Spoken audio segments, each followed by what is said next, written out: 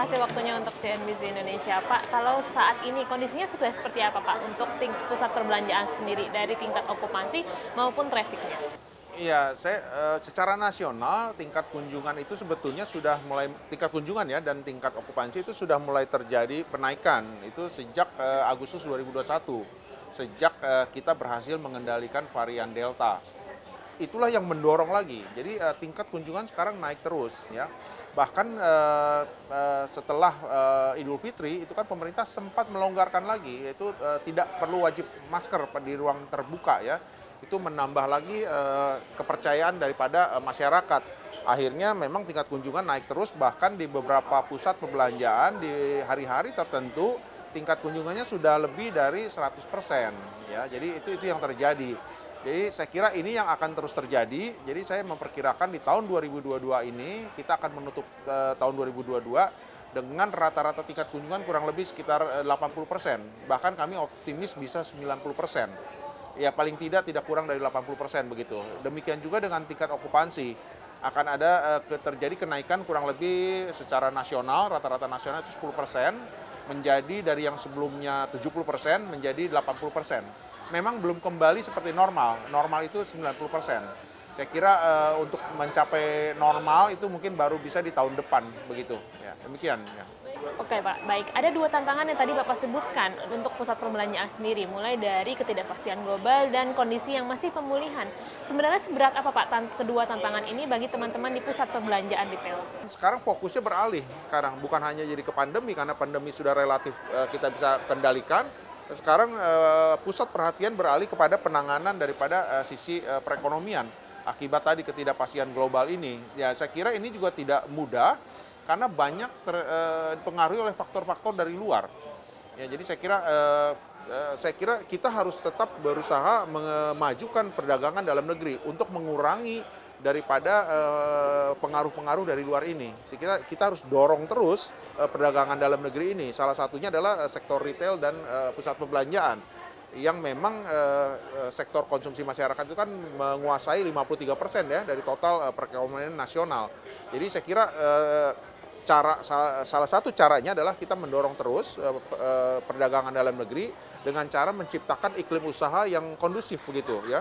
Tentunya ini yang harus diperhatikan oleh pemerintah, regulasi harus berpihak kepada perdagangan dalam negeri supaya perdagangan dalam negeri kita dorong terus untuk mengurangi dampak-dampak daripada pengaruh-pengaruh akibat global tadi. Saya kira demikian ya.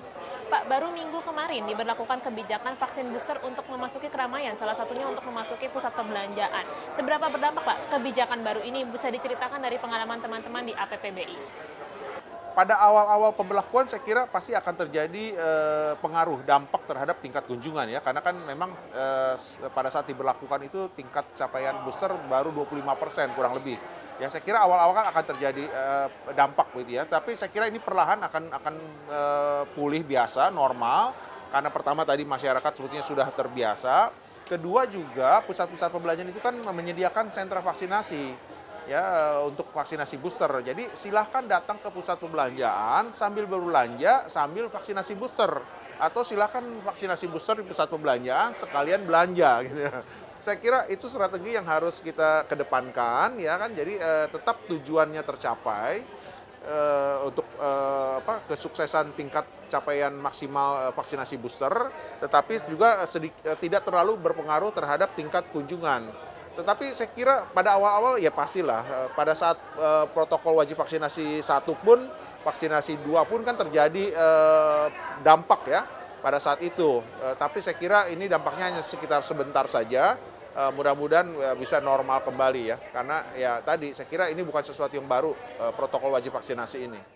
Ya Pak, infonya ada ekspansi mall akan ada 5 mall baru yang akan didirikan sekitar Jabodetabek. Seperti apa Pak update-nya? Ya, saya kira betul. Jadi ada beberapa pengembang, developer sedang membangun pusat perbelanjaan. Itu ada di kota wisata Cibubur, legenda wisata Bekasi, kemudian di kota Bekasinya sendiri, di Delta Mas, ya, dan juga di Bintaro ya, Bintaro Plaza. Itu Bintaro Plaza ekspansi memperbesar menjadi fase 2. Saya kira ini memang pembangunan mal ini kan memerlukan waktu 3 atau 4 tahun paling cepat 2 atau 3 tahun.